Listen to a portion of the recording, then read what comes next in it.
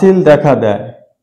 অস্বাভাবিক বৃদ্ধি যেমন টিউমার, সিস্ট এসব দেখা দেয় বা পাথর হলে কিডনিতে, গলব্লাডারে বদ্ধমূল ধারণা থাকে যে কোনো সমস্যা তৈরি হয়েছে, সেটা হয়তো আর সারবে না। Hello friends, treat the patient not the disease. রোগীর চিকিৎসা করো, রোগের নয়। এটা হচ্ছে হোমিওপ্যাথির মূল মটো। এই ভিডিওতে আজ আলোচনা করব থুজা অক্সিডেন্টালিস মেডিসিনটা। এই মেডিসিনের কমন নেম কি এবং অন্যান্য সব জানবো। তো এই মেডিসিনটার কমন নেম হচ্ছে দ্য ট্রি অফ লাইফ। আর এই মেডিসিনটা তৈরি হয় সাধারণত ট্রি অফ লাইফ বা হোয়াইট সিডার নামক গাছের পাতার রস থেকে। এই গাছটা পাওয়া যায় কিন্তু কানাডার নর্দার্ন পার্টের গভীর জঙ্গলে পাওয়া যায়। এই গাছের পাতার রস থেকে কিন্তু মাদার টিংচার তৈরি করা হয়। এই মাদার টিংচার থেকেই পরবর্তীতে 6, 30, 200, 1000, 10,000, 50,000, 1 লাখ পাওয়ারের ওষুধ তৈরি করা হয়। এই ওষুধে কি কি লক্ষণ জানলে ওষুধটা ব্যবহার করা যায় সেটা চলুন জেনে নিই। তো এই মেডিসিনটা হচ্ছে অ্যান্টিসাইকোটিক মেডিসিন। এই মেডিসিনের মাধ্যমে কিন্তু শরীরে অস্বাভাবিক গ্রোথকে বন্ধ করা যায়।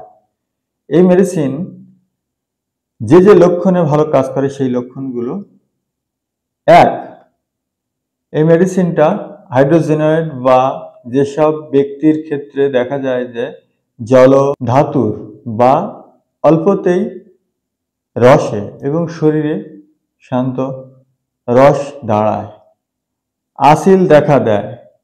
অস্বাভাবিক বৃদ্ধি যেমন টিউমার, সিস্ট এসব দেখা দেয় বা পাথর হলে কিডনিতে, গলব্লাডারে এসব ক্ষেত্রে কিন্তু খুব ভালো কাজ করে। এর লক্ষণগুলো হচ্ছে যে পেশেন্ট কিন্তু শীত কাতুরে হয়।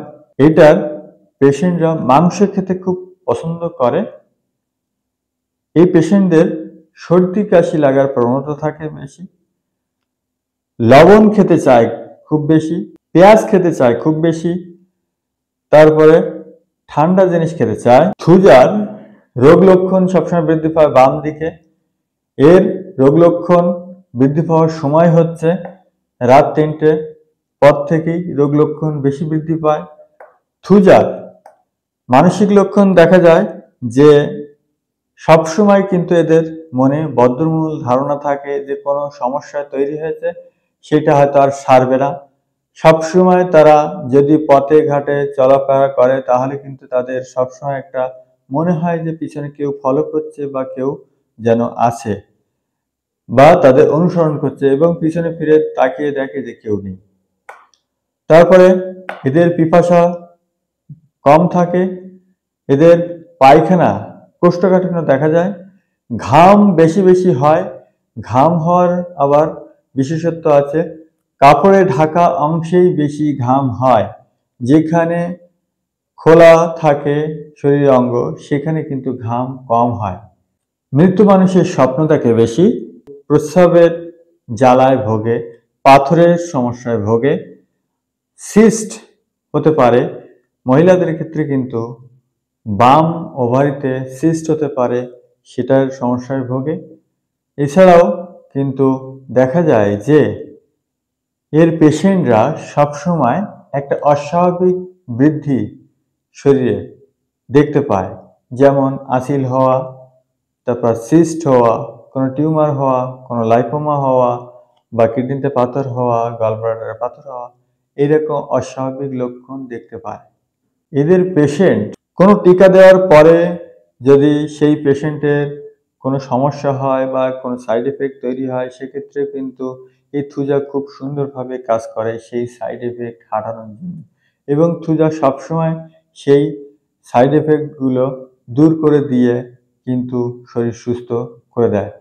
এই যেমন করোনা চলে গেছে, করোনার পরে যে ভ্যাকসিন দেওয়া হয়েছে সেই ভ্যাকসিনে যত সমস্যা দেখা দিচ্ছে, সেক্ষেত্রেও কিন্তু আমরা এই থুজা ব্যবহার করে তার সাইড এফেক্ট খুব সুন্দরভাবেই কিন্তু কমিয়ে ফেলতে পারি।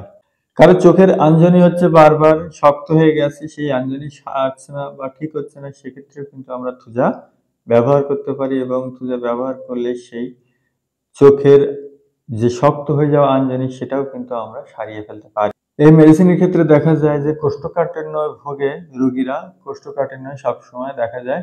এছাড়াও কিন্তু অন্যান্য ক্ষেত্রে দেখা যায় যে তাদের মেজাজ কিন্তু শান্ত প্রকৃতির হয়। সহজেই কিন্তু তারা অভিভূত হয়ে যায়।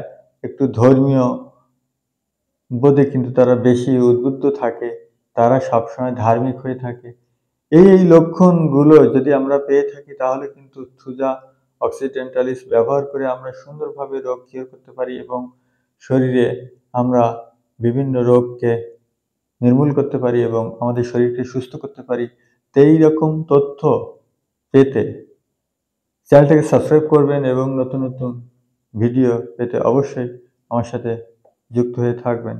তো দেখা হচ্ছে পরের ভিডিওতে। ততক্ষণে ভালো থাকবেন, সুস্থ থাকবেন এবং সাবধানে থাকবেন।